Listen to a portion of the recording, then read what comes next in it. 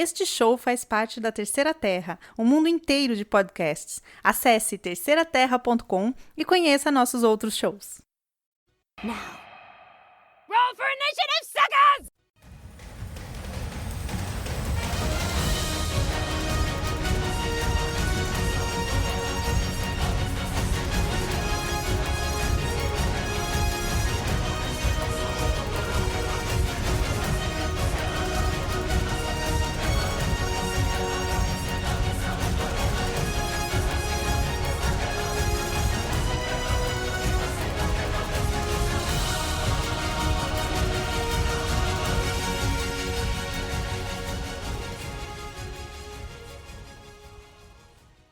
Olá, ouvintes! Olá, ouvintes.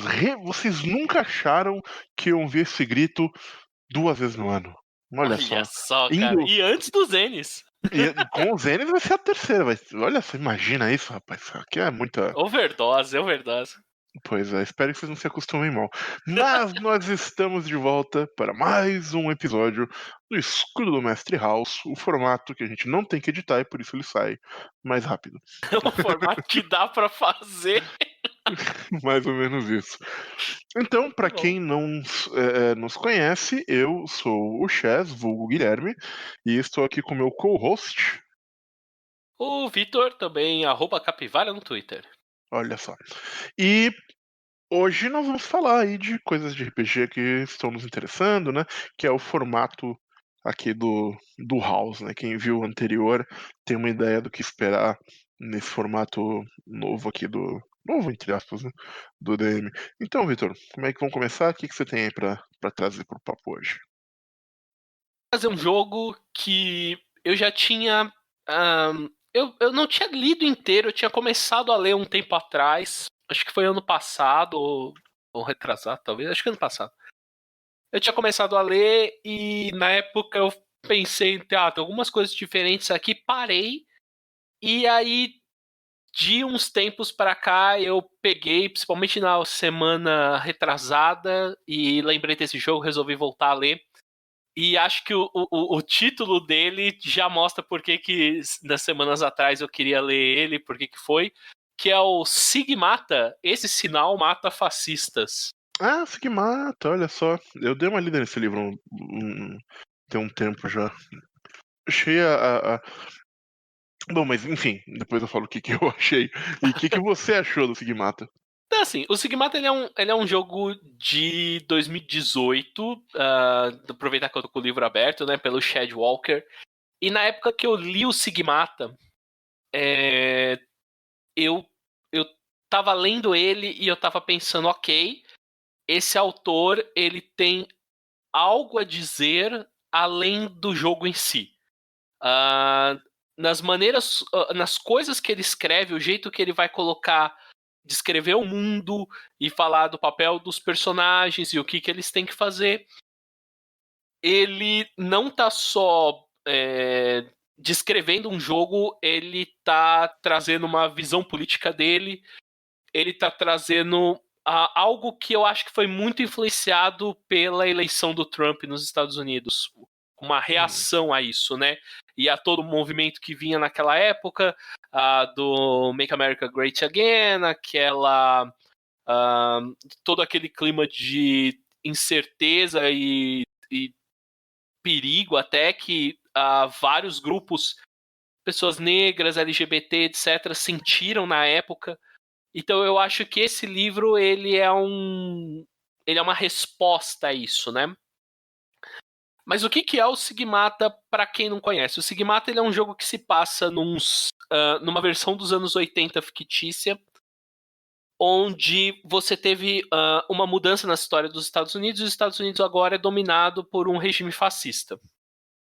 Ele cria uma linha do tempo ficcional que eles têm alguns acontecimentos lá na época da Guerra Fria, o macartismo, a Guerra às Bruxas daquele senador, acho que chamava Jonathan MacArthur, uma coisa assim, McCarthy, né? Uhum. E esse senador é eleito presidente dos Estados Unidos. Ele tem uma administração horrível, mas ele cria toda essa coisa que existe um perigo interno do comunismo, etc. e isso vai levando a uma série de eventos que culmina nesse estado absolutista e fascista. Em Sigmata, você vai jogar com uma resistência a isso, né? Os personagens, eles são membros de uma resistência, e por que esse nome, né, Sigmata, e por que o sinal mata fascistas, né? Tem um acontecimento no meio dentro desse cenário, onde eles descobrem um sinal que é capaz de ser transmitido por ondas de rádio, e algumas pessoas, que você não sabe porquê, ao ouvir esse sinal, essas pessoas se transformam em uma espécie de... O livro, a primeira vez que eu li, eu achei que meio que ele dava superpoderes, mas não é bem essa pegada. Ele meio que transforma o seu personagem num ser biomecanoide, quase como se você fizesse uma espécie de ciborgue, sabe? É descrito o seu personagem meio homem, meio máquina. E com isso você ganha uma série de poderes e consegue combater as forças desse regime, né? Eu fiz uma coisa aqui só para trazer um pouquinho do que eu acho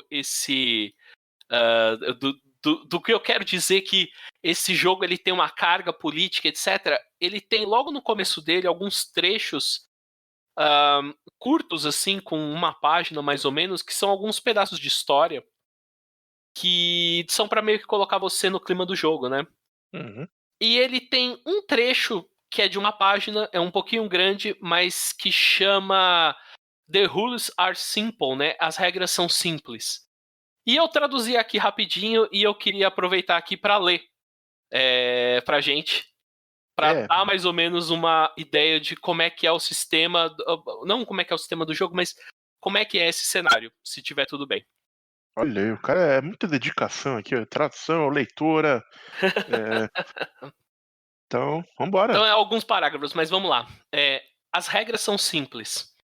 Jure lealdade. Vá trabalhar. Pague seus impostos. Respeite seus avós. Fale baixo. Vá ao shopping. Compre um carro. Diga não às drogas. Leia o jornal. Vá à igreja. Tenha filhos. Faça a barba. Tenha o jantar pronto para o seu marido. Pinte suas unhas. Corte a grama. Você parece uma prostituta nessa maquiagem. As regras são simples. Jure lealdade. Vá trabalhar. Pague seus impostos. Sirva o seu país. Seja grato. Use um vestido. Beba com moderação. Seja um homem. Faça exercícios diários.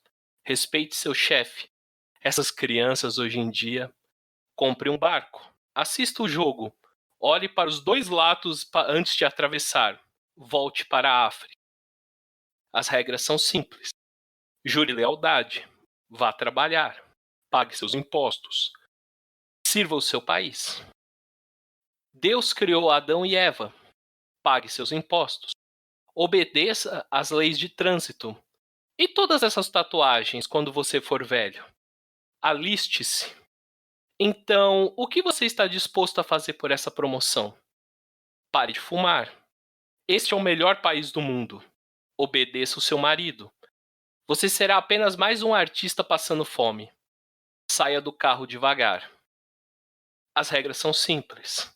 Jure lealdade. Isso nem é música. Coloque as mãos atrás da cabeça. Por que você ainda não se casou? Mude de canal. É a minha herança, não é ódio. Sirva o seu país. Logo, nós seremos a minoria. Ele provavelmente gastará todo esse dinheiro com bebida. Economize para a aposentadoria. Quando digo essa palavra, não estou me referindo a todos os negros. Faça um almoço. Invista no mercado de ações. Não tem ética de trabalho essas pessoas. Deita no chão, no chão. As regras são simples. Jure lealdade. Eu pensei que ele tinha uma arma. Vá trabalhar. Nós devemos defender a nossa cultura. Respeite seus avós. Se vestindo assim, você estava pedindo. Convide os vizinhos para jantar. Esses imigrantes ilegais se reproduzem como ratos. Apare sua barba. Nós somos um país de leis. Pare de resistir. Ele vai ter um namorado na prisão. Se você não quer levar um tiro, Não cometa crimes. As regras são simples. A Bíblia diz. Dá pra ver os peitos dela. Para de chorar, viadinho. Precisamos retomar o nosso país. Deita no chão, mão na cabeça. Pare de resistir. Por que você está resistindo? Há algo de podre nesse país. Eles estão tomando os nossos trabalhos. Por que você não pode simplesmente seguir as regras? Por que você está resistindo? Eles são parasitas. Por que você não pode simplesmente seguir as regras, caralho? Siga a porra das regras. Saiba o seu lugar. Siga a porra das regras. Pare de resistir. Entre nessa cela. Siga as malditas regras. Caralho, que soco no estômago. É foda, né? Maluco? É foda. Esse é o nível. Eu tava lendo o livro e esse trecho foi muito emblemático. E aí eu falei, cara, se eu for falar desse livro, eu quero trazer esse trecho que eu li, me deu uma regalada de olho. Eu falei, ok, é sobre isso que o livro vai falar. O livro, ele é um statement político do cara, ele é uma visão dele sobre tudo que está acontecendo e sobre como, para ele, a revolta, até no jeito que a gente está, os protestos com destruição de propriedade, ou até da maneira como nós estamos vendo nas últimas semanas nos Estados Unidos, como isso é válido para o autor. Ele cita livros que tratam de protestos e revoluções, etc., como material bibliográfico para esse jogo.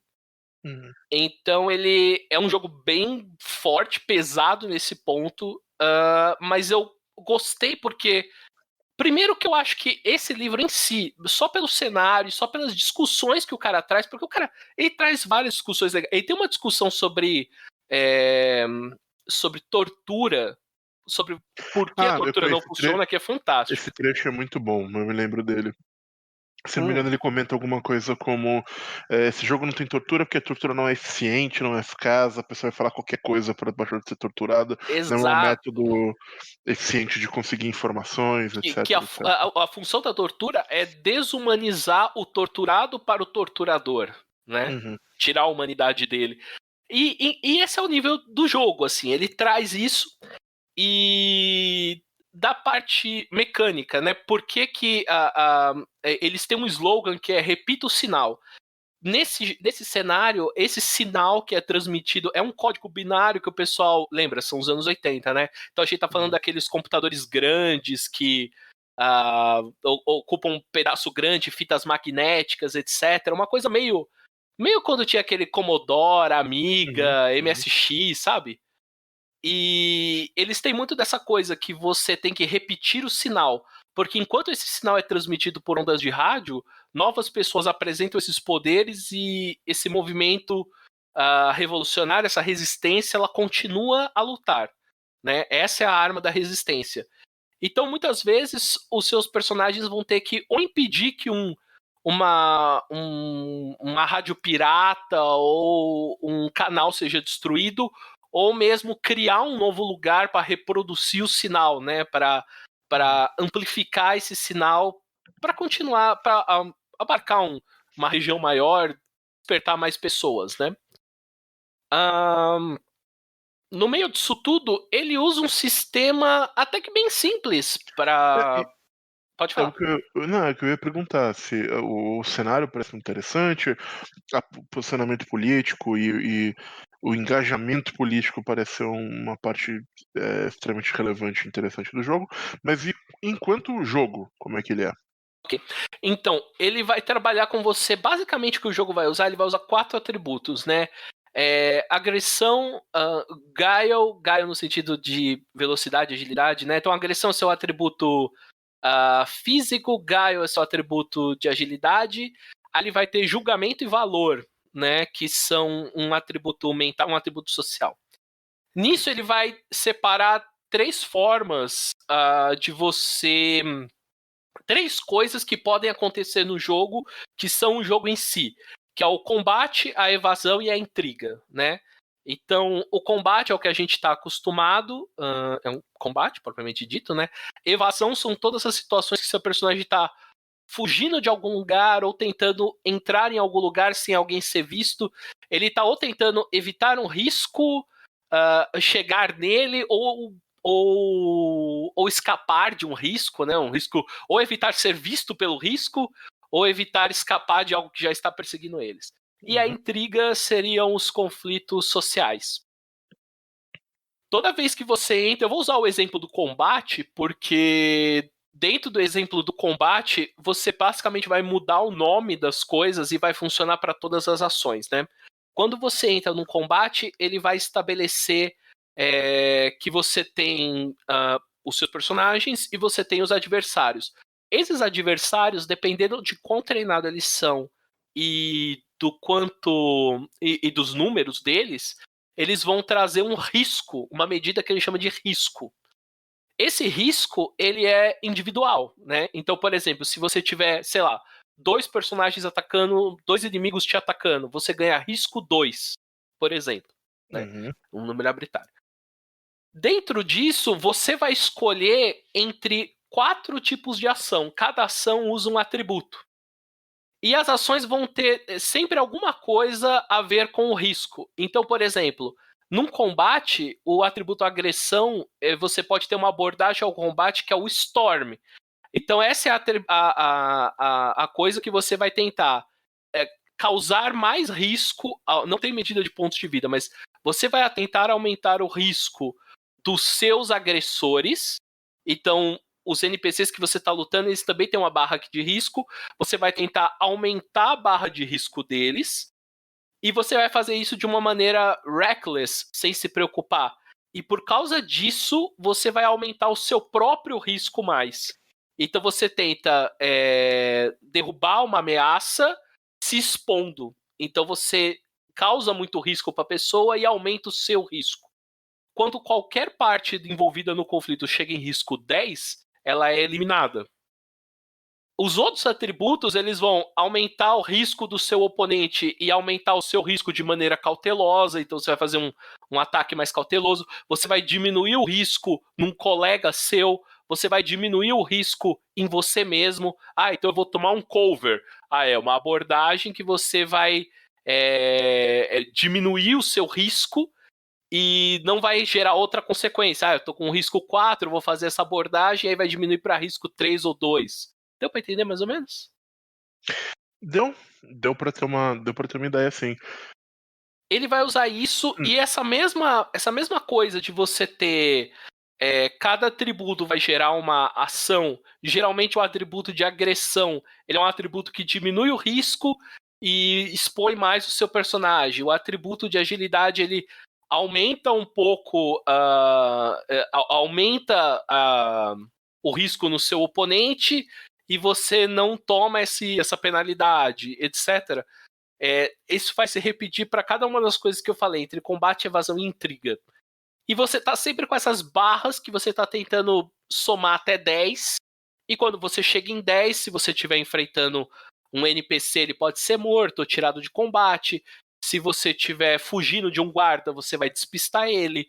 Se você está tentando invadir um local sem ser pego pelas câmeras de vigilância, você vai conseguir fazer a evasão. Se você está tentando convencer uma parcela da população a se levantar, a apoiar a revolução, você vai conseguir. E por aí vai. Essa é a mecânica básica que vai funcionar em todas as situações, né? O que vem depois disso são perfumarias que vão influenciar nesse sistema, né? Então, por exemplo, a parte de poderes, você tem uma parte só de poderes de combate. Eles vão mexer na maneira como você faz as ações de combate.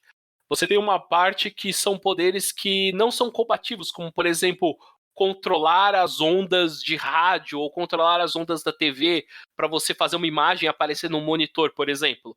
Isso não é um poder combativo, mas isso abre possibilidade de você fazer outras coisas.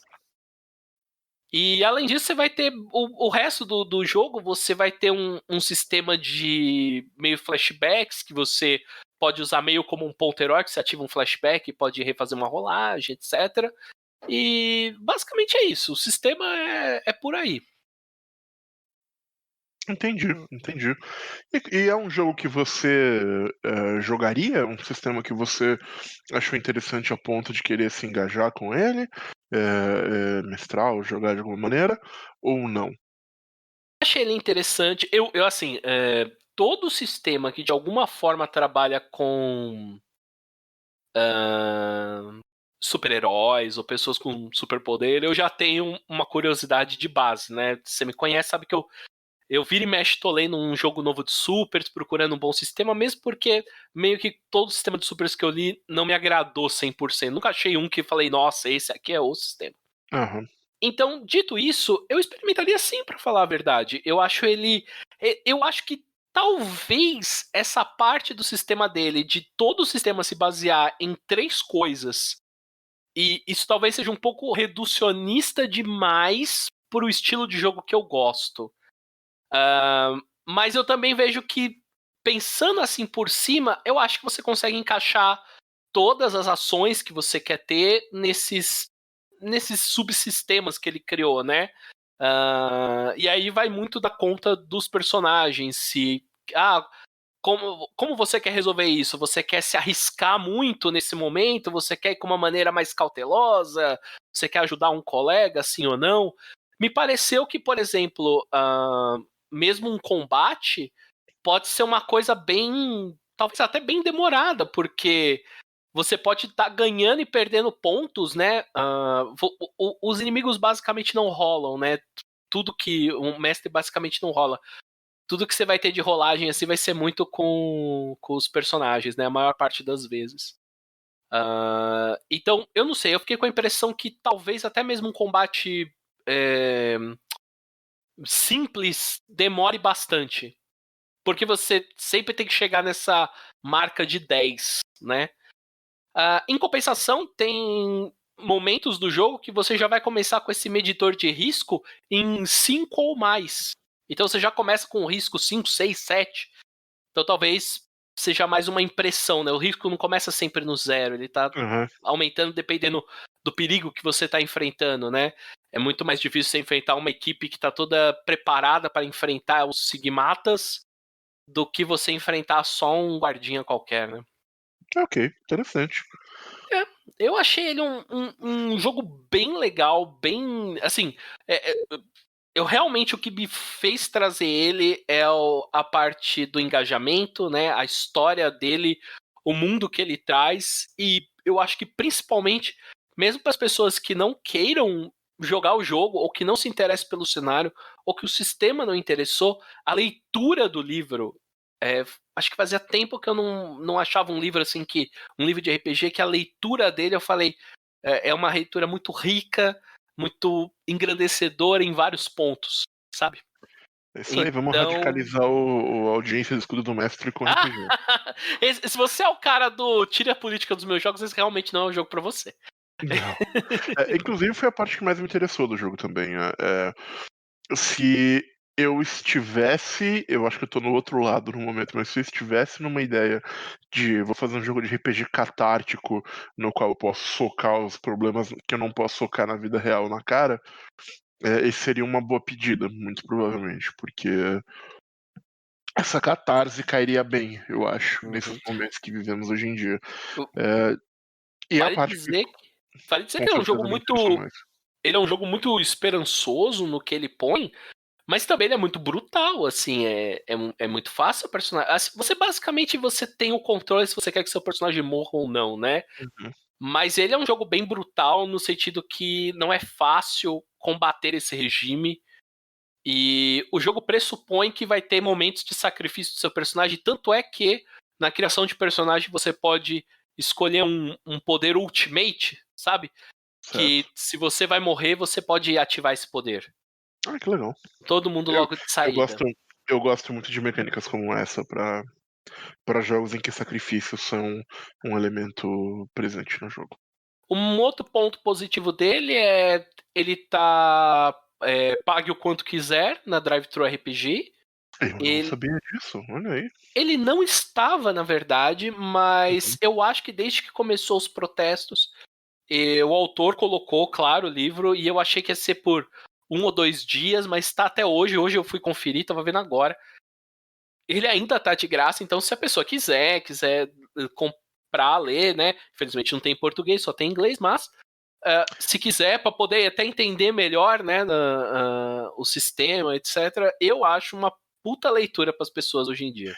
Já estou pegando um aqui. Eu não posso pagar muito, mas eu posso pagar um pouco. Então, gostei da premissa o suficiente para pegar o livro e dar uma lida. Muito bem, mais alguma coisa que você quer falar sobre Sigmata? Ou podemos seguir? Podemos seguir. Venha você, traga o seu jogo. Muito bem, hoje eu vou falar de um jogo que também tem um elemento político, embora não tão relevante, nem de longe. Vou Olha falar só. de Hack the World. Olha. E mais precisamente, bom, tanto do Hack the World quanto de jogos Forged in the Dark no geral, porque eu estou tendo um contato bastante intenso com eles ultimamente. Eu acho que vale uma conversa bacaninha sobre isso. Então vamos lá. O que é o Hack the World? Bom, primeiro, o que é o Hack the World e o que é Forged in the Dark? Forged in the Dark, ele é uma tendência de design de RPG indie que está surgindo aí já tem um tempo, desde a publicação do primeiro, que foi o Blades in the Dark. E ele é um jogo muito interessante e traz uma série de ideias novas para o espaço do RPG, né? Eu diria que ele tem um impacto comparável, semelhante ao o Blades, né? Tem um impacto comparável, semelhante ao que foi o Apocalipse World original, né? Quando ele saiu, que trouxe toda uma nova maneira de pensar e de se desenvolver RPGs. Sim. Com o PBTA, né? Os Powered by the Apocalypse. E o Forged in the Dark tá vindo aí. E estão surgindo vários jogos que são que tomam a estrutura, né, do Blades in the Dark e tratam de outros temas ou outras ideias. E o Hack the World é um deles. Ele é do mesmo autor e da mesma editora que fez o The Veil, né, a série de RPGs PBTAs The Veil, que é uma espécie de cyberpunk transhumanista bem diferente. Tipo, não é aquela coisa tradicional de cyberpunk Muito, grandes corporações. muito influente o Deveio. A mecânica de você no PPTA trabalhar com dano como se fosse emoções Uhum. começou primeiro nele. Pois é. Depois Ele foi tem pro mundo. ele tem 3 livros diferentes, mas isso não é sobre The Veil, mas eu só queria dizer que o Hack the World é feito pela mesma galera do The Veil. E o que ele tem de interessante, eu vou entrar nas minúcias do sistema depois, mas o que ele traz de interessante, eu acho, é um cenário e uma abordagem bastante pouco usual para Cyberpunk, que é o seguinte: esse jogo ele lida muito com mudanças climáticas e com a queda ou opressão da humanidade através do clima, por assim dizer. Então, o cenário no qual esse jogo se passa é uma cidade, uma das últimas cidades da humanidade, né, que é uma espécie de abrigo que foi construída por algumas grandes corporações no passado. E essa cidade protege as pessoas de eventos climáticos catastróficos que foram gerados pelo aquecimento global, mudanças climáticas. É tipo um super aquecimento global aí, né? Um super climate change Uhum. que acometeu esse mundo. E o clima e as consequências disso são um tema constante no jogo, né? Existe uma mecânica e um elemento no cenário que são os Acts of God, né? As ações de Deus. E que são esses eventos climáticos, furacões terríveis, terremotos, tempestades e por aí vai. E eles são uma coisa presente no jogo. Sempre que acontece um Act of God, a cidade inteira passa a girar em torno dele por um tempo. Então é uma coisa que frequentemente está dentro da narrativa do seu jogo Cyberpunk, seja você usando o evento de um Act of God como cobertura para fazer uma missão, ou o seu plano perfeito dá errado porque acontece um tufão gigantesco que você não esperava, enfim, esse tipo de elemento está presente no jogo. E eu nunca tinha visto no RPG, pelo menos, uma abordagem dessa pro gênero de cyberpunk como um todo. E ele traz o cenário dele, eu acho interessante, porque, por exemplo, não existe internet nesse cenário cyberpunk. Na verdade, ele até existe a ideia de hacking e de rede, mas não existe comunicação a longa distância. As cidades são pontos isolados que não tem. Por causa das mudanças climáticas, a comunicação a longa distância desapareceu. Tanto que uma das possibilidades dos jogadores são trabalhar com tipo couriers, né? Com, sei lá, mensageiros de viagem entre cidades, levando informações de carro numa parada meio Mad Max Fury Road, sabe? Sei. Então, esse é um elemento interessante do cenário. Ele traz algumas outras coisas também. O seu personagem nesse jogo, ele é um glitch, como ele é conhecido. E os glitches são pessoas que vivem, são todos fora da lei, que vivem fora do sistema corporativo, porque eles hackearam as nanomachines, son, que ficam. Nanomachines. Pois é, as nanomáquinas que ficam dentro do corpo deles, porque nesse cenário as corporações, uma delas, né, fornece comida para a população, mas essa comida tem um preço. Elas têm nanomáquinas que fazem com que toda a população seja rastreável e facilmente localizada, identificada. Tudo que você faz, tudo que você vai fazer tá catalogado em algum lugar pelas grandes corporações. O único jeito de você sair desse sistema é você hackeando essas máquinas e ficando fora, né? Se tornando um glitch, né? Não aparecendo nesse sistema. Então a estrutura do jogo do cenário é mais ou menos essa. Ele tem 3 mega gigantescas grandes corporações que ele apenas trata como... E os detalhes dessas megacorporações são deixadas pro mestre, pro GM, né, o GM e o grupo como um todo, né, decidiu os detalhes, né, mas são, tipo, ele só dá nomes ele só dá, tipo, temas genéricos, tipo, uma chama Safety, uma chama Nourish e uma chama Information, se não me engano, sabe? E aí você consegue, obviamente, tirar o que vem de cada uma delas. Mas como a maioria dos jogos Forged in the Dark, o jogo tem diversas facções criminosas, corporativas, de fora da cidade, no qual os jogadores vão se envolver. E os jogadores, por sua vez, podem escolher que tipo de ação eles vão fazer nesse universo cyberpunk. A ideia é parecida com a do Blades in the Dark, de que você tem uma organização e o seu objetivo é fazer essa organização crescer e ficar mais influente, mais poderosa, mais relevante, conforme você for jogando. E aí você pode... As opções que ele dá no começo, eu acho que são bem interessantes, porque elas pautam completamente o tipo de jogo que você vai jogar. Por exemplo, o seu pessoal pode ser de cleaners, que são mercenários de aluguel. É o cyberpunk clássico, sabe? A galera que seriam shadowrunners, né? A galera que vai extrair pessoal, roubar coisas, enfim, o clássico. Mas aí a gente já vai para outras coisas distintas. Pode ser um clipper, que é essencialmente uma gangue de motoqueiros futuristas. E aí a sua parada é tipo extorsão, território e Sons of Anarchy Cyberpunk. Você pode ser um shifter, que é uma galera que vai atrás dos Acts of God, tenta entendê-los e utilizá-los para o seu benefício próprio. Você pode ser um Wired, em que você é o seu grupo é especializado em prover itens ilícitos, desde drogas até entretenimento, informação, comida, enfim, essa é a sua parada.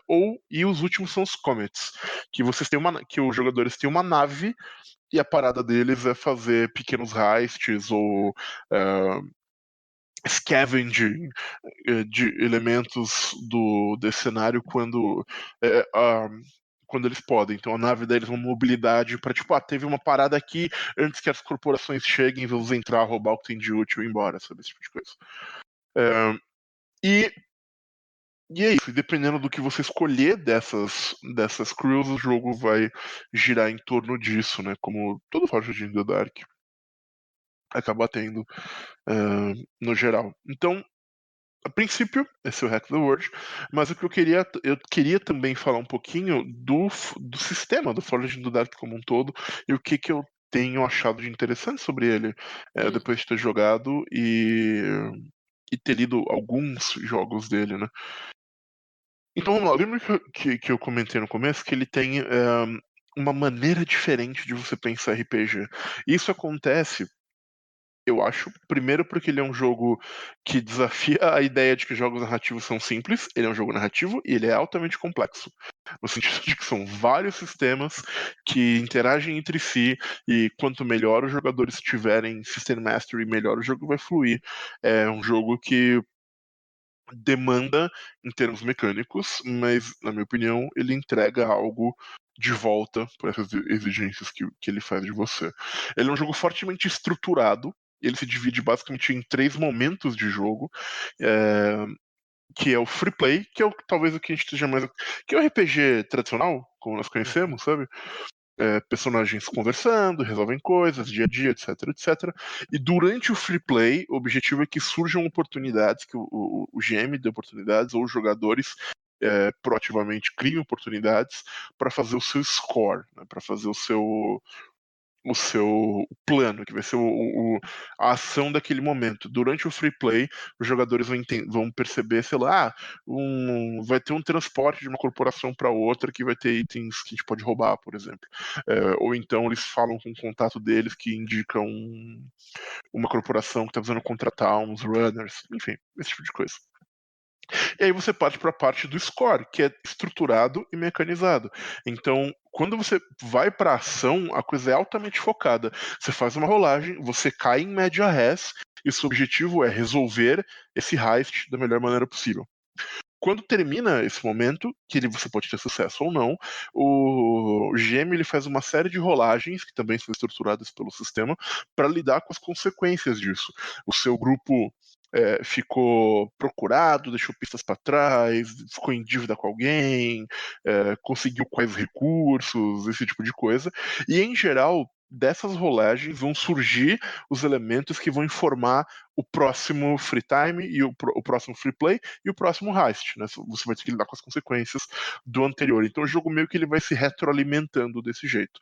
E a última fase dele é o downtime, que é uma fase no qual os jogadores podem escolher pequenas coisinhas que os jogadores estão fazendo, que os seus personagens vão fazer, podem relaxar, podem tentar diminuir o quanto eles estão procurados, podem tentar criar projetos de longo prazo, enfim, tem uma série de opções. E quando termina o downtime, volta para o free play e o jogo vai seguindo nesse ritmo durante as sessões. E as rolagens desse sistema também eu acho que é talvez o ponto mais revolucionário que ele tem e que eu acho que é tão interessante. Este não é um jogo, em geral, baseado em task resolution, né? Você não está tentando saber. Em geral, as rolagens não são do tipo, eu vou, sei lá, abrir uma porta trancada ou não, sabe? Esse tipo de coisa que você veria num D20 da vida. As rolagens costumam ser o seguinte: elas costumam aparecer quando o jogador quer fazer alguma coisa, existe um obstáculo no caminho dele. E isso é bastante amplo. E para fazer essas rolagens, cada jogador tem. O jogo ele tem 12 atributos divididos em 3 subcategorias, né? E cada um desses atributos vai ter uma pontuação que normalmente vai variar de 1 a 3. E cada ponto que você tem deixa você rolar um D6 quando você vai fazer uma rolagem daquele atributo. Se você tiver um 6 é um sucesso perfeito, um 4 ou um 5 é um sucesso parcial, um 2 ou 3 é uma falha, e se tirar 2 6 é um sucesso crítico. Não muito diferente de um sei lá, um Powered by the Apocalypse, por exemplo, onde tem essa coisa do sucesso não binário tá aqui presente. O interessante é que ele não tem. Eu faço a comparação com o PBTA, porque eu acho que esses jogos têm um DNA um pouco parecido em vários aspectos. Meio que um branch do BBTA, né? Meio que algo baseado, loosely based, né? Que saiu dali, né? Eu também acho que. Algumas coisas estão ali, né? No DNA da coisa. Pois é. E Um dos elementos que ele traz, então, é que ele não tem movimentos, como tem no PBTA, por exemplo. Mas cada uma desses 12 atributos que eu comentei, eles são muito amplos. E eu acho muito interessante o fato de. Então, eles são muito amplos, eles são atributos como study, que serve para você estudar qualquer coisa, para você tirar conclusões sobre, sabe? Estudo acadêmico ou empírico de qualquer coisa. Ou então coisas como combat, que, bom, serve para qualquer situação de combate. Ou sway, que você usa para convencer qualquer pessoa, sabe? Esse tipo de. Em qualquer situação em que um somebody lobby causa, você vai se valer do seu sway. Então é muito amplo. E uma coisa interessante que ele tem é que quando você vai testar uma rolagem, ele não tem. Sabe aquela mecânica? Uma outra coisa que eu acho interessante desse jogo é que ele define muito bem quais são as responsabilidades do mestre e sobre o que o mestre tem palavra final, e quais são as responsabilidades dos jogadores e sobre o que os jogadores têm palavra final. Então, ele não é um jogo, por exemplo, que você descreve o que você quer fazer, e aí o mestre vira para você e fala: Ah, isso me parece ser uma rolagem de X. Ou, isso parece ser um movimento Y. Faça a rolagem e vamos ver o que acontece. Aqui, o jogador ele diz o que ele vai fazer, ficcionalmente falando, e ele diz qual atributo que vai ser usado, desde que faz sentido com a ficção que ele descreveu. Isso fica a critério do jogador definir. E o input do mestre, ele vem num segundo momento, quando ele faz um julgamento que é de posição e de efeito, que é onde eu acho que o jogo fica mais interessante. Então, toda vez que você vai fazer uma rolagem nesse sistema, vamos supor que você diz: eu vou fazer uma rolagem de combate, que eu acho que talvez seja mais fácil de entender. Então, o seu personagem que está armado com uma pistola vai atirar contra um grupo de soldados, um grupo de 5 soldados pesadamente armados e competentes, sabe? Exemplo. Na hora que você vai fazer essa rolagem, então, o que e você diz: eu vou atirar neles e vou usar meu combate. Ótimo, isso foi o input do jogador. Aí vem o mestre e diz: muito bem. E o mestre vai fazer uma série de julgamentos baseados na ficção, e por isso a descrição da ficção é tão importante, para decidir a posição e o efeito. O que é a posição? Ela pode ser controlada, arriscada ou desesperada. Uma posição controlada significa que você está seguro, as consequências do seu ato, se ruins, né, provavelmente vão ser bem tranquilas, porque você não se expôs para fazer aquilo. Na descrição do combate que eu coloquei, faria faria uma se em vez de um cara atirando contra esses soldados fosse uma situação do tipo, tem um cara bêbado de costas, eu chego, coloco a arma nas costas dele e falo pra ele falar comigo. Tá controlado, você não tem muito risco que esse cara possa te oferecer, sabe? E esse é um julgamento. E quanto pior a coisa vai, as consequências da sua ação, caso falha, ficam mais severas. Arriscados, for um tiroteio de igual para igual, ou na descrição que eu coloquei, por exemplo, desesperado. Você tem uma pistolinha e está tirando contra um grupo maior, mais bem armado e mais bem treinado. Significa que você ainda pode ter sucesso, mas a sua posição no desesperada. Se você falhar, as consequências vão ser muito severas. E o outro lado, o outro julgamento que o mestre faz é o efeito que essa ação vai ter. E esse efeito, ele pode ser, se eu não me engano, de cabeça agora, mas ele pode ser um efeito menor, como padrão, ou grande, né, ou greater, né, como eles colocam. Ele é lesser, standard e greater. E o efeito é o que você de fato vai conseguir com aquela ação. Então, no caso que eu descrevi do cara tirando contra um grupo pesadamente armado, etc, etc, provavelmente seria uma situação desesperada de efeito menor. Porque, bom, mesmo que você acerte esse tiro, você vai talvez incapacitar um dos 5, o efeito que você vai conseguir causar é muito pequeno. E uma vez que o mestre define isso, sobre o qual ele tem palavra final, mas existe a abertura para isso ser negociado, os jogadores são incentivados a falar: olha, mas considerando que a minha pistola tem, sei lá, balas laser explosivas, isso não melhorou o efeito? Não, pode ser, sabe? Esse tipo de coisa vai sendo negociado entre os dois, se decide o efeito, e aí o dado é rolado. E quando o dado é rolado, a ideia é que toda a situação, ou pelo menos uma grande parte da situação, se resolva com aquela rolagem. Se a situação for muito complexa, vai entrar uma outra mecânica de relógios e tal, mas a ideia é você resolver grandes nós narrativos com uma rolagem só, sabe? Eu achei essa ideia de posição e efeito uma puta ideia foda. O sistema é muito complexo para entrar em todos os detalhes, mas ele tem um monte de outras mecânicas interessantes que deixam você mexer nesses elementos, deixam você poder ter mais efeito, gastar estresse, não sei o que. Tem uma série de outros detalhezinhos que, se fosse me adentrar nele aqui, a gente teria que fazer um episódio de 2 horas só sobre Forged in the Dark. Mas o que eu queria trazer é isso, o Hack the World, que é um jogo que tem uma premissa que eu achei muito interessante, com essa ideia de misturar cyberpunk com ficção climática, e o sistema em si, que eu acho muito legal, muito interessante. Então, se te interessou, se chamou a atenção o que eu descrevi do sistema ou do tema, o Hack the World tá aí, mas tem outros Forged in the Dark que eu acho que também são muito bons. O Hack the World era um jogo que, assim, eu tinha visto separado, falei, uma hora eu dou uma lida melhor nele. Mas eu não fui atrás porque, eu já tinha contado isso pra você, mas só para os ouvintes saberem que eu li o Blades in the Dark, e eu li ele, e depois eu acho que o Scan and Villainy saiu logo depois, e eu acho que o Scan and Villainy foi o primeiro Forged in the Dark, né, o primeiro a vir com o estilo ali também, e os dois não clicaram muito pra mim, especialmente porque eu acho que muito deu ter um pé atrás com o jogo, que ele reúne duas coisas que eu não acho tão legal. Primeiro, que sim a complexidade, que nem você falou a coisa do ele é um RPG narrativo, mas ele tem bastante regra, muita interação com as regras, ele é bem complexo, ele não é um jogo tão simples assim, né? Ele tem várias partes se movendo, que é uma coisa que vai bem bem na contramão do que a editora que lançou ele, que era uma editora com trabalhos que eu gosto muito, né? Que é a One Seven. Eles tinham o Laser e Sentimentos, né?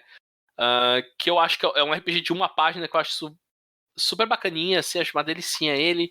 Eles tinham o Danger Patrol, que é um RPG sobre... O Danger Patrol é do John Harper, né? Do autor do Blades in the Dark, que é um jogo de sci-fi, pulp sci-fi também, que eu li, achei interessante. Ele escreveu Lady Blackbird, que foi um jogo que saiu super premiado no ano que saiu, acho que saiu em 2010, por aí. E tem muita coisa. Quando eu li o Blades, eu falei, nossa, ele pegou algumas coisas do Lady Blackbird, de como você monta a rolagem de dados. Parece que tem alguma coisa aqui, mas ele adicionou mais. E aí acabou que foram jogos que meio que não clicaram tanto pra mim, né? Fora isso, eles têm essa coisa de dividir em fases o jogo, né? Que foi uma coisa que eu acho que eu li pela primeira vez naquele jogo Night Witches, que é do Apocalypse End, que é sobre um grupo de aviadoras russas na Segunda Guerra Mundial. E foi uma coisa que eu sempre fico um pouco com o pé atrás com esse tipo de... hoje em dia um pouco menos, assim, mas eu fico com o pé atrás com esse jeito de dividir a sessão de jogo, mas é muito mais pelo fato que eu não experimentei, né? Eu achei interessante agora você explicando sobre o cenário mesmo, porque eu não conhecia o cenário, achei legal essa coisa do ter tido catástrofes ambientais, as pessoas estarem ainda isoladas, né? E você... eu acho que isso é um jogo que parece interessante. Eu tava dando uma olhada no PDF enquanto você falava. Ele tem uma arte muito bonita. Não tinha parado pra ver, mas tem uma arte muito legal. É um dos Forged mais bonitos, em termos de valor de produção, assim, é excelente. E até alguns designs de personagens, assim, que... Porque, sei lá, a gente tá acostumado a ver Cyberpunk desde... sei lá, desde obras que eram... desde a década de 80. né? Tipo, desde obras da década de 80, assim, aí a gente foi vendo meio que uma evolução, mas às vezes parece que você tá vendo mais do mesmo, sabe? Uhum. E ele tem algumas ilustrações nele que eu falei, nossa, isso aqui tá bem diferente, olha que legal essa personagem, esse jeito, ou mesmo esse implante, essa arma. Achei a parte gráfica dele bem interessante. Muito legal. Nossa, a página 58, 59, assim, são fora de série em termos de. Olha, eu tô até com ele aberto aqui, ó. Ah, isso. Na página 59 tem uma mulher com vestido. Uhum. Que eu falei, nossa, que legal isso aqui, tipo, a cor, o jeito que tá o braço cibernético dela, esse véu que ela tá usando na frente do rosto, que negócio legal. E do lado dela um detetive, um policial também, tá bem bacana. E, enfim, mas é o tipo de jogo que eu ainda tenho que pegar. Eu admito que eu tô usando o jogo de. Vocês estão jogando no Terra dos Mundos, né? Pra quem não O Scan sabe, and Villainy. Uhum. o Scan and Villainy. E eu tô meio que acompanhando vocês e tentando pegar um pouco do que é esse jogo através das partidas de vocês, né? Tem alguns episódios que eu assisti e falei, ok, isso parece melhor do que eu esperava. E alguns que eu olhei e falei, é aqui que eu achava que não dava tão certo. E desse jeito que tá aqui não tá tão legal. Porém, também vale o disclaimer que é um jogo complexo e vocês jogaram 2 sessões e vocês estão começando. E muita coisa que eu conversei com você e com o Cássio foi impressões que eu tive, vocês tiveram. E conversando com vocês, a gente meio que chegou na mesma conclusão de diminuir alguns pedaços do jogo, evitar um downtime aqui, ali e tal. Então parece ser muito mais uma coisa assim, ok, você tem que aprender a jogar de uma maneira diferente, Exato. porque o jogo tem uma estrutura diferente, e aos poucos você vai se acostumando com esse tipo de jogo. Eu não sei o quanto que tem o payoff disso a longo prazo. Tudo que eu vejo dele, eu penso dos Fortune in the Dark, eu falo, muito complexo e eu vou ter a mesma experiência jogando outros jogos. Eu discordo muito disso. Então, eu vou muito ficar tipo, tá, isso aí não vai me, esses recursos, esse negócio, no final das contas ele não vai me adicionar tanto, mas como eu falei, né, é uma coisa de, sei lá, reaprender. Muitos dos meus jogos favoritos, eu não gostei na leitura, né? Apocalipse End era uma coisa que logo que eu li, eu não entendi muito e achava meio estranho. O próprio Fate. Então, 2 dos meus jogos prediletos, na leitura, eu fiquei meio. E no final, hoje em dia, eu adoro, né? Cara, eu acho que vale a pena quando houver uma oportunidade de você experimentar um Forge, alguma coisa assim, jogar e tentar ver. E eu acho que você acertou muito bem quando você fala que é um período de aprendizado e de entender e se adaptar ao que o jogo propõe. Porque eu acho que a comparação que eu fiz no começo com PBTA e Fate, alguns jogos semelhantes, não foi à toa, porque quando a primeira vez que eu vi Dungeon World, que foi o primeiro PBTA que eu tive acesso, foi um jogo que eu não entendi.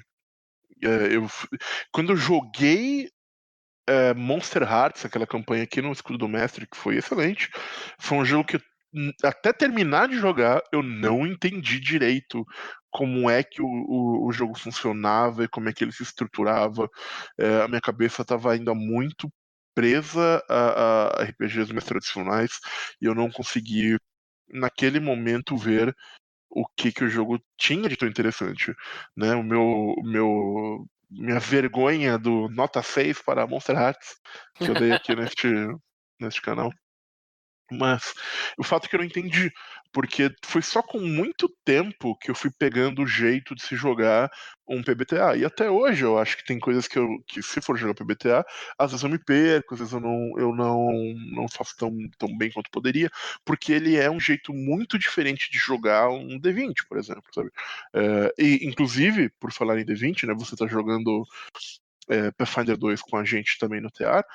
Você comentou sobre isso, né? Que você teve um período de adaptação também, que você teve que olhar e falar, não é bem assim que se joga esse jogo, né? E quando você começou a jogar ele do jeito esperado, a sua experiência acabou melhorando. Com o que você teve. E eu acho que todo RPG tem um pouco disso. E o Forged, ele é uma proposta muito nova e muito inovadora em alguns sentidos. Então, eu acho que esse atrito no começo é um pouco normal. O próprio Blades in the Dark fala um pouco de, tipo, no começo já vai estar estranho, mas aí você vai pegar o jeito e vai clicar, sabe? E eu acho que ele tá certo nisso. Eu também devo dizer que ele não é um jogo que se explica muito bem. Assim como, sei lá, os primeiros PBTA também não eram jogos. Você lê o Dungeon World, você não entende o Dungeon World. Você precisa de outros materiais pra entender aquele jogo, sabe? Na minha opinião. E eu acho que muitos dos Forged sofrem um pouco disso também. Eu peguei mais, talvez, de como é que se joga o jogo assistindo streams e actual play dele do que lendo o livro. Mas eu acho que uma vez que você dá uma chance, pode ser um jogo que você vai te interessar, porque eu acho que ele tem muita coisa interessante. Que vale a pena esmiuçar e tudo mais. Quem sabe um episódio futuro aí, depois que o Vitor Sim. experimentar. Ele tem bastante coisa, eu acompanho muito do que sai. Tem um quê dele que eu acho engraçado que eu vejo vários jogos dele seguindo.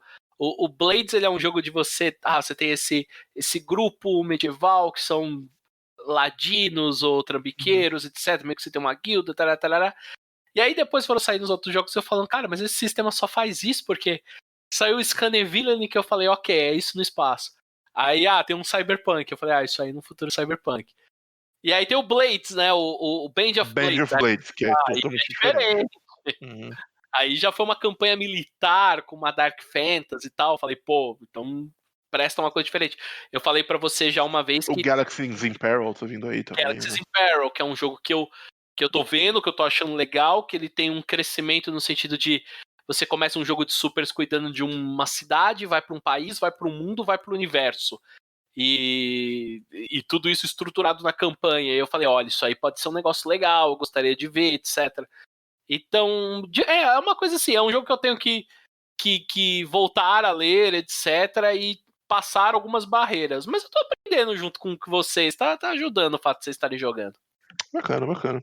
Então podemos seguir aqui, fica a recomendação Hack the World. Quem sabe num canal de stream próximo de você no futuro próximo. Olha aí, ó. Eu então? Eu quero falar sobre um financiamento coletivo. Pode ser? Bora? Eu vou falar de um financiamento coletivo no Kickstarter, né? Que é o Alice is Missing, a Silent Role Playing Game, um RPG silencioso. Esse jogo é tão interessante. Eu achei bem legal. Foi um jogo que, na verdade, o Casto, da Era dos Mundos, já esteve aqui com a gente, foi nosso convidado, nosso amigo. Ele me chamou a atenção, né? Falou, dá uma olhada, vê o que você acha. E eu achei bem legal, uma premissa de um jogo onde os personagens moram numa cidadezinha pequena do interior dos Estados Unidos, e aí tem essa NPC que é a Alice, que é uma menina que as pessoas conhecem, etc. Seus personagens são amigos dela, e ela sumiu. E você vai tentar descobrir o que aconteceu com a Alice nesse jogo. A ideia do jogo, a parada dele, que ele ser um RPG silencioso, que ele fala, é que você joga ele através de texto. Ele é um jogo feito para você jogar não conversando um com o outro, mas mandando mensagens um pro outro, né? E isso eu achei bem legal, porque eu já tinha discutido uma vez com o Kaz e até com você de como a gente imaginaria, como a gente acha que às vezes esse uso do WhatsApp, etc., a gente pudesse integrar isso num jogo de RPG. Na verdade, qualquer mídia nova, qualquer maneira nova de se comunicar, as pessoas inventam um jeito de jogar RPG, né? Eu lembro na época que tinha aquele Google Wave, lembra? Que era o... que foi descontinuado, que uma das primeiras coisas, o pessoal criou um bot e começou a jogar RPG, né? O pessoal jogava RPG nos play-by-forum, nos play-by-mails, etc. Tal. E aqui a gente até discutiu um pouco na época sobre como fazer isso, e eu acho que esse é um jogo que, quando eu bati o olho, eu pensei que ele é nessa pegada. Na verdade, ele não vai tão assim. Ele é um jogo um pouco mais estruturado do que eu imaginaria. Para aqueles que não sabem, eu vou deixar o link aí se alguém tiver interessado, quiser dar uma olhada. Mas o jogo ele vai vir numa caixa, o financiamento ainda tá rolando, né? Ele vai até... Falta 10 dias da época da gravação desse A Podcast ele pediu $10 mil e já arrecadaram quase 100 mil, né? Eles deram found em 3 horas, né? Aquela coisa. Uhum. E aí a ideia é que o jogo vai vir numa caixa com um livreto de regras e várias cartas, né? E as cartas vão servir como uma mecânica de jogo. As cartas vão ter... Você vai ter vai sacar algumas cartas do baralho e elas vão ajudar a contar a história. E o jogo ele é feito para acontecer num período X de tempo. Eu acho que ele tem 40 minutos de preparação e mais 1h30 de jogo, uma coisa assim. Bem interessante. Mas conforme você vai passando o período de conforme você vai passando o período de preparação e você entra no jogo, você coloca um cronômetro e vai ter algumas cartas que você vai virar quando um tempo específico acontecer, quando der 10 minutos de jogo, quando der meia hora de jogo. E a partir disso você vai revelar uma carta que vai ter uma pista, um local, então, algum boato que seu personagem ouviu. Me corrija se eu estiver errado. Apesar de ser um jogo que você joga por texto, tá todo mundo reunido numa mesma mesa. Não é um negócio que você joga, tipo, tô na minha casa, mando uma mensagem, 5 horas depois vem outra. Então, isso é uma Ou é? coisa... Não sei. Então, ele não é, porque ele presume que vocês todos se reuniram para uma sessão de jogo. Porque a Isso sessão de melhora jogo o vai jogo pra mim. demorar... Vai ter um timer, né? A sessão de jogo Uhum. tem hora para começar, hora para acabar, e em determinados momentos, 10 minutos, 30 minutos, 40 minutos, 1 hora, alguns acontecimentos pré-definidos vão acontecer ali, entendeu? Na verdade, Ok, não é pré-definido, né? Você tem um deck randômico, mas, por exemplo, com meia hora você vai virar uma carta de suspeito. Você é obrigatório virar aquela carta dentro de um pool de cartas, então, de uma partida para outra, pode mudar. A ideia é que mude, inclusive, a história, né? Legal, muito legal. Eu acho ele meio estranho nesse sentido, porque eu falei, não é... Os amigos estão reunidos em torno da mesa, cada um com um celular, mandando mensagem um pro outro, olhando assim, tipo, putz, sabe? Quando recebe uma mensagem. Porque você vai ter você pode mandar mensagem para todos ou mensagens individuais, Ok, né? interessante. Eu acho que uma grande sacada deles é que eles já colocaram nas metas estendidas e já foi batida, acho que foi a primeira meta, que é que você já vai ter uma extensão pro Roll20. Uhum. Então esse jogo já sai com uma versão pro Roll20, e aí você vai ter todas as cartas, e talvez esse jeito no Roll20 seja o jeito mais, hoje em dia, né, em tempos de pandemia, Considerando. seja o jeito mais fácil. Talvez até para jogar em tempos normais também fosse o jeito mais fácil, né, porque eu acho que às vezes todo mundo reunido e com um aplicativo de texto, não sei se a coisa às vezes degringola, você começa a falar alguma coisa, ou você faz comentários em off e quebra muito o jogo, eu não sei. Mas eu achei um jogo bem legal por essa premissa, porque eu gosto dessas histórias de cidadezinha do interior, meio afastada, e aí tem um acontecimento bizarro, as pessoas têm que investigar. Eu acho isso super legal, eu adoro esses filmes desse movimento que é como é que chama? Nordic Noir, que eles falam, que é de uma cidadezinha no interior da Islândia, tem um assassinato, aí tem um policial e por aí vai. Eu acho super maneiro isso. E eu não sei, esse jogo chamou bastante atenção por isso. Eu acho que pode ser um sistema bem legal, um jogo narrativo bem interessante. Você tem uma figura... Você não tem bem um mestre, né? Todos estão jogando com personagens, mas uma pessoa é o facilitador, né? Como nos board games. É o cara que vai ficar ali vai ter que explicar as regras e virar as cartas e meio que coordenar a ação, né? E, cara, é isso. É um jogo que eu acho que o mínimo de apoio dele pro PDF é $10, né? E eu achei ele bem legal, bem interessante no que tava colocando. É um jogo que eu adoraria jogar pelo Roll20, acho que, tem um puta esquema. Eu fiquei muito pensando em como você faria um streaming desse jogo. É complicado. Dificílimo, né? Talvez a coisa que eu cheguei perto de imaginar tem um reality show que chama Wired, eu acho, não sei se já viu. Não. Tem a versão, agora tem a versão brasileira, mas tem a versão inglesa. São várias pessoas num prédio, cada uma num apartamento, e as pessoas usam uma rede social falsa, tipo um Facebook falso, assim. Uhum. E elas só podem conversar entre si por essa rede social. E aí, na hora que eles estão conversando, a edição do programa é excelente. Porque na hora que eles estão conversando um com o outro, mostra a tela e uma voz vai lendo as mensagens, entendeu? E aí, para não ficar aquela coisa só uma tela com texto passando. Então, eu muito imaginei que streamar ao vivo não, mas se a pessoa se desse o trabalho de gravar uma partida e fazer um voice over por cima, então talvez sim. Poderia ficar muito legal, concordo. Poderia ficar uma coisa bem interessante, mas não consegui imaginar um jeito de streamar mesmo isso ao vivo e mostrando. Realmente difícil. E acho que seria Agora, bem complicado. Você me vendeu o jogo, cara. Eu tinha visto ele, eu tinha descartado como RPG por texto, não gosto, foda-se, sabe? Eu até tinha visto a ideia de, tipo, mas ele foi pensado por isso, mas eu tava muito forte na minha cabeça a ideia de que era, tipo, manda uma mensagem, daqui a 5 horas você manda outra, e era esse tipo de RPG por texto. Você me falar que ele é uma sessão de jogo estruturada e etc., me mudou completamente o quanto esse jogo é interessante pra mim, e eu provavelmente vou apoiar ele no financiamento agora. É bem legal, gostei da proposta. Eu muito pelo contrário, eu que nem você, eu fui achando que era isso e eu queria que fosse isso, eu queria que fosse um jogo bem loosely, assim, sabe? Que você pudesse talvez jogar ele ao decorrer de vários dias, assim, você joga uma mensagem, o cara responde, sabe se Deus como, e você fosse jogando assim de alguma maneira, eu achei que era isso. Eu ainda acho que isso é a melhor fórmula para um jogo baseado num WhatsApp da vida, mas enfim. E aí, quando eu vi tudo isso, eu falei, ok, não é. E, cara, como é que seria isso? Como é que seria jogar isso? Mas é super curioso, porque é super diferente, né?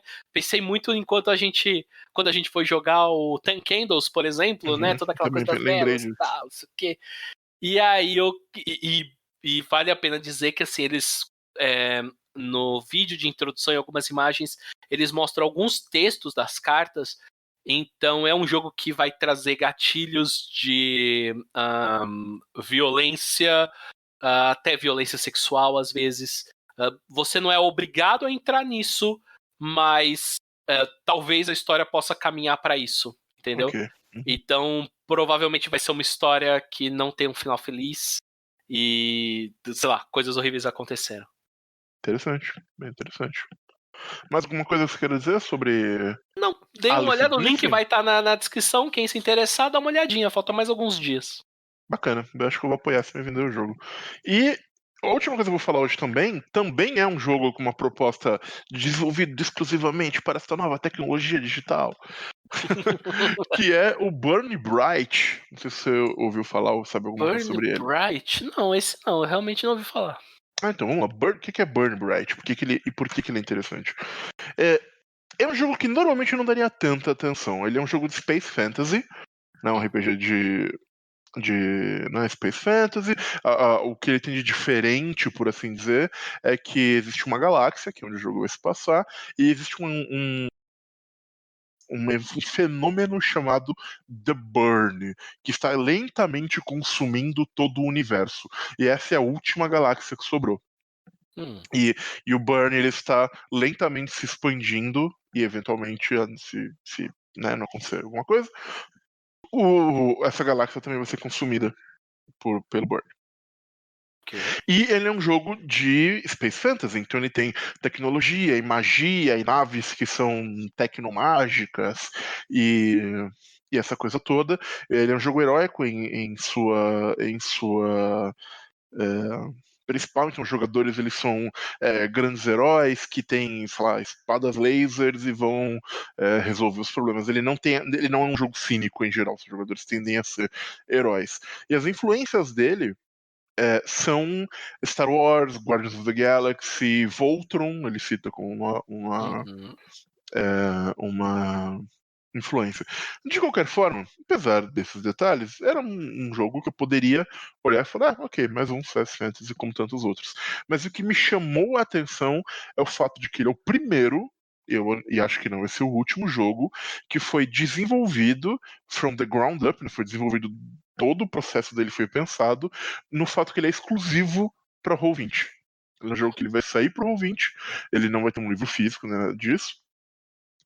Até onde me consta, e todas as mecânicas e os elementos do jogo foram pensados para serem se aproveitarem, nas palavras do próprio jogo, das ferramentas que o Roll20 tem a oferecer.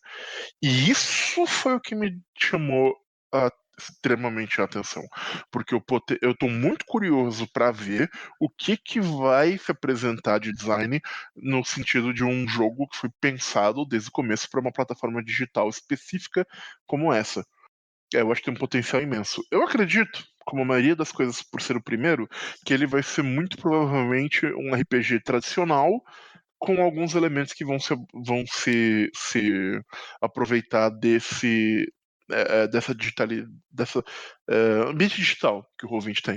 Algumas coisas eles já anunciaram, por exemplo, ele tem uma ficha tudo integrado, toda a matemática da ficha está resolvida pelos sistemas do Roll20, ele tem um criador de personagem automatizado, em que você vai fazendo, escolhendo coisas que você quer de listas que o próprio Roll20 te aparece e vão colocar. Ele é um jogo que ele tem uma série de. Ele tem muito aquela coisa de rolar em tabelas, só que as tabelas já estão feitas e autorroladas, então tipo, tudo que o mestre tem que fazer é clicar um botão para rolar numa tabela e ter um resultado.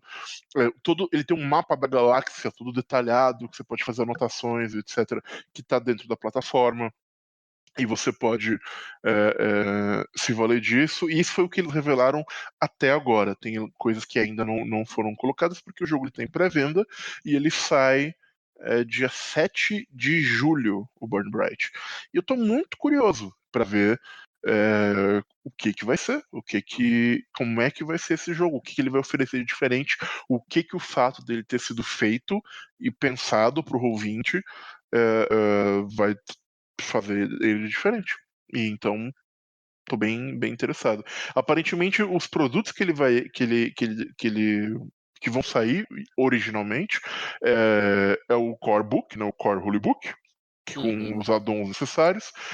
Ele vai ter uma aventura, tipo um Quick Starter, né, uma aventura com personagens gerados já. Ele vai ter uns art packs que você pode usar para pegar imagem de personagem, essas coisas, e já anunciaram que futuramente vai vir uma campanha mais extensa, né, que vai compor o Burn Bright. Então, é isso. Burn Bright, tô bem curioso, bem interessado. Não sei Cara, se te que chamou a atenção coisa especial, mas interessante. Eu não conhecia, e quando você foi falando, eu fui dando uma olhada. Eu vi as primeiras notícias dele aqui, datado de 2018. ele, te, ele teve um playtest em 2018, e aí, feito o feedback do playtest, ele voltou para desenvolvimento e agora vai voltar, agora né, em E 2020. passou totalmente under my radar, não tinha nem visto isso. Eu acho engraçado porque ele fala aqui cannot be downloaded, né? Can only Exato. be used with Roll20. E aí eu Uhum. fiquei um pouco assim, tá, mas aí o livro de regras eu tenho que ler pelo Roll20, é isso? Sim, e isso é relativamente comum. Se você comprar um livro de. É que assim, eu sou né, cliente do Roll20 há muito tempo, então eu tenho alguns livros pelo Roll20, por exemplo, o Pathfinder Core Book e as aventuras de D&D que eu jogo e tal, eu tenho elas no Roll20. E quando você. E aí ele tem uma formatação própria, mas você tem um livro inteiro para você ler no Roll20, só que a estrutura dele é um pouco diferente. Eu ia perguntar se é confortável de ler, porque pensando aqui comigo, qual que é a forma mais confortável de ler o livro? Porque você acha que talvez. Porque eu sei que tem um aplicativo para Android que você poderia usar no seu tablet, mas eu também sei que é um aplicativo que parece que é bem bugado e tem uma avaliação bem negativa. Então, você acharia que a forma mais confortável, às vezes, de ler é tablet, entra no navegador, entra no Roll20 e por aí lê o livro, assim? Cara, o Guild Masters Guide to Ravnica eu li assim, e eu fiz uma live no teatro dele assim, e, cara, Funcionou foi, bem, foi ok. foi ok, assim, não é tão agradável, eu acho, quanto ler um PDF, coisa assim, mas, por outro lado, esse livro era um livro físico que foi adaptado para esse formato. Ele é muito bom de consultar coisas nesse formato, sabe? Porque você tem um search, tudo é hyperlinked, então é muito fácil você, tipo, clicar numa coisa e já ver as informações que você precisa. Nesse sentido, ele é muito bom. E talvez um jogo criado from the ground up, pensado nisso tudo, vai ter uma formatação mais interessante para se ler. Tô curioso para ver isso também. Mas não é particularmente desconfortável ler no Roll20, não. Não achei, pelo menos. Assim, eu realmente nunca li nada no Roll20 e tal. É que muito eu olhei e falei. A primeira coisa que eu pensei, falei, puta, um saco ler isso pelo meu note, né? Ler no computador mesmo. Aí depois eu vou pensar, não, tá, portátil e tal, no tablet, acho que vai. Mas se é ok, se dá pra ler bem, então não vejo. Pô, também não sabemos como é que vai ser o jogo, não tem nada, né? De Uhum. se é um jogo mais complexo, menos complexo, mais regra, menos regra. Deve usar mapa, sei lá. Talvez, né, Aí eu acho mapa, que é uma coisa que, sei lá, uma integralidade ali do Roll20 que é muito fácil de colocar, né? talvez. Mas a gente ainda sabe pouco sobre ele, mas enfim, tô curioso pra ver o que ele vai ser, o que ele vai ter apresentado de diferente. Então, vamos ver. Burn Bright, legal. Então é isso, gente.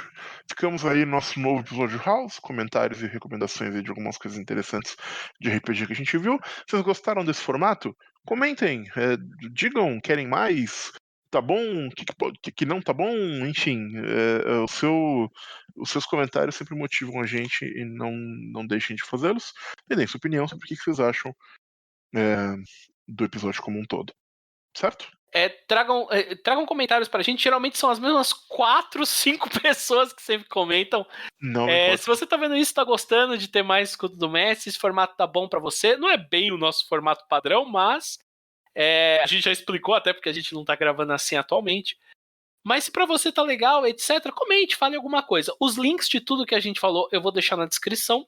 E venham falar com a gente também no Twitter, né? A gente também sempre deixa na descrição os nossos. E deixa eu só dar um disclaimer pequenininho, gente. @escudo do mestre no Twitter não é a gente, tá? Eu vi algumas pessoas me marcando e mandando Nossa, eu nem mensagem. sabia que E tinha. acho que tem um blog que chama Escudo do Mestre.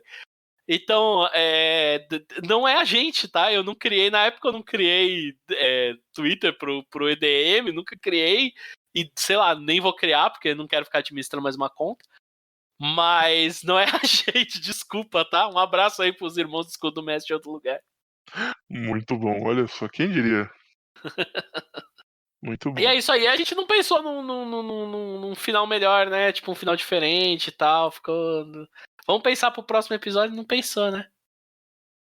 Não, pois é. Então, fica pro próximo. Continuaremos pensando. Continuaremos pensando, fica pro próximo. Até mais, ouvintes. Tchau, tchau. Até.